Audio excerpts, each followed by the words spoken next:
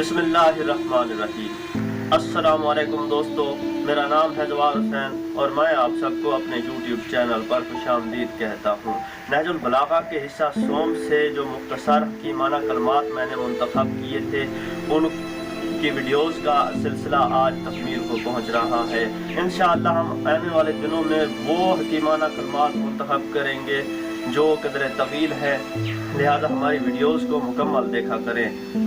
اگر آپ نے ہمارا چینل ابھی تک سبسکرائب نہیں کیا اور آپ ایسی ویڈیوز حاصل کرنا چاہتے ہیں تو ہمارے چینل کو سبسکرائب کریں، اور اگر ہماری ویڈیوز آپ کو پسند آئیں تو ان ویڈیوز کو لائک کریں اور کمنٹ ضرور کریں۔ تو آئیں دوستو، ویڈیو شروع کرتے ہیں۔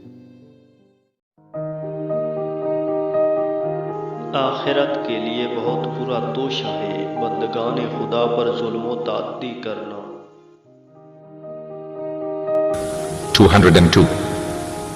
Oppression and tyranny are the worst companions for the hereafter.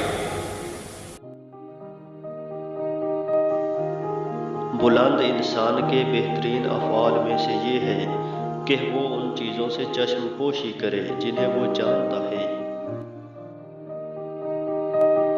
203. The best deed of a great man is to forgive and forget.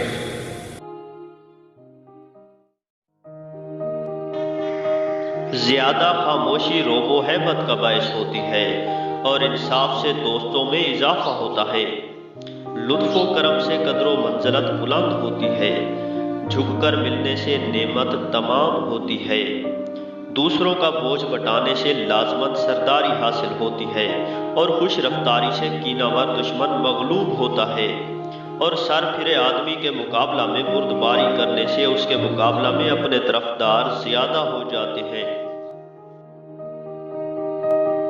204. Silence will create respect and dignity.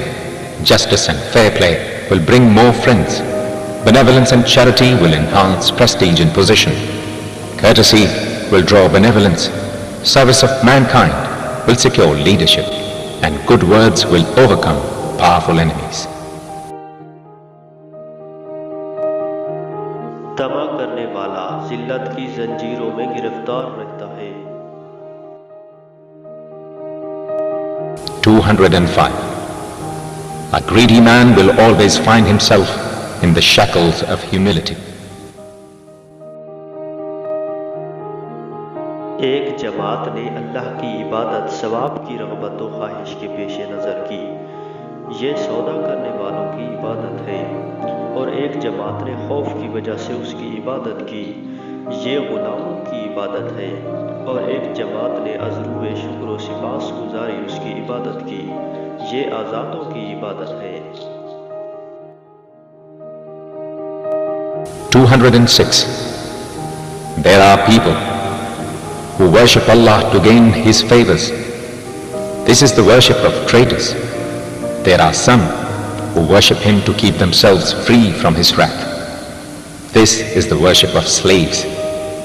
There are a few who obey Him out of their sense of gratitude and obligations. This is the worship of free and noble men.